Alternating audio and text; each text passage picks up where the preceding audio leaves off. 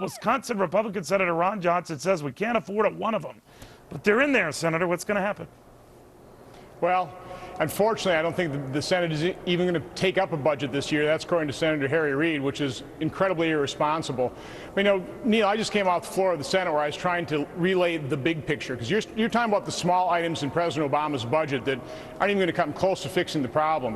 What we need to center on is the fact that over the next 10 years, he's proposing spending $47 billion, taking our debt up to almost 47 trillion.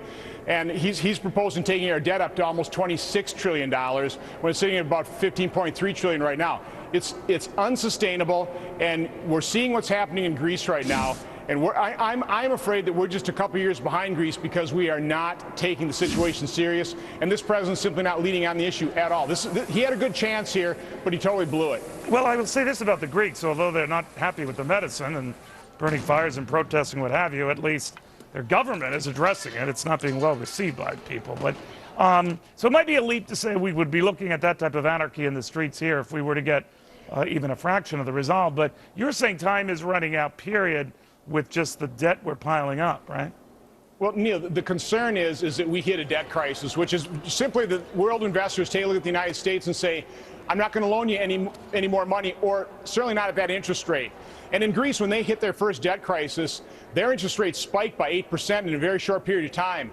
If that happened in the United States, it would cost us $1.2 trillion in interest expense. It'd wipe out all discretionary spending. Now, I don't know where interest rates would actually go to when world investors take a look at the U.S. as no longer the reserve currency, but that's what we need to avoid. That's the day of reckoning we're trying to head off at the pass here. Well, you know, you mentioned, Senator, we've got 3+ years really without a budget at all. And you just said that it's unlikely that Harry Reid would take this up in the Senate. By the way, we're hearing confirmation of that from other sources as well. So let's say now we make it close to 4 years without a budget. Now, a lot of Americans are looking at that and saying, well, life is going on. So what's the senator all hot and bothered about? The only reason it is, and we've heard testimony of this effect, is because euro is in such shambles.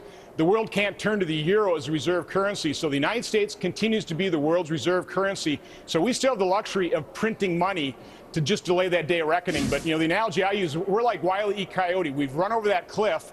We're looking down the ground. We're not dropping yet. But eventually, Neil, gravity's going to take effect, and it's not going to be pretty when it happens. But, you know, it's never pretty for the party or candidate or senator or congressman or woman who put specifics into that. In other words, said, not only am I going to trim these programs, here's what I'm specifically going to do. And then there's hell to pay.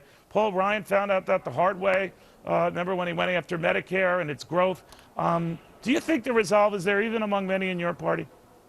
Well, there aren't enough people here that have that resolve. But, you know, take a look at what Paul Ryan did. Take a look at how he was demonized. But I don't believe Paul's backing off. He's going to come back. Well, but he was demonized, right Senator. I don't know about you, but by many in your own party. Well, that's a shame. He certainly wasn't demonized by me. I totally support his efforts of acknowledging the problem and putting forward a solid, serious proposal. He's going to continue to do it with the House budget. And let's face it, the House budget that was passed last year in the House would have only spent $40 trillion. I hate to say only. It would have spent $40 trillion versus President Obama's proposal to spend $46 trillion. So we're not cutting anything, Neil. 10 years ago, over the last 10 years, we spent $28 trillion. And so the argument moving forward is, do we spend 40 or 47 trillion?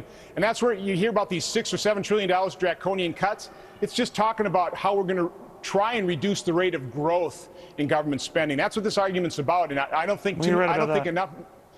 Go ahead. No, you're right about that. We're just trying to get our vernacular right, Republican or Democrat. We're just talking about slowing the growth of government spending. But, Senator, thank you very, very much. Well, thanks for having me on. Take care.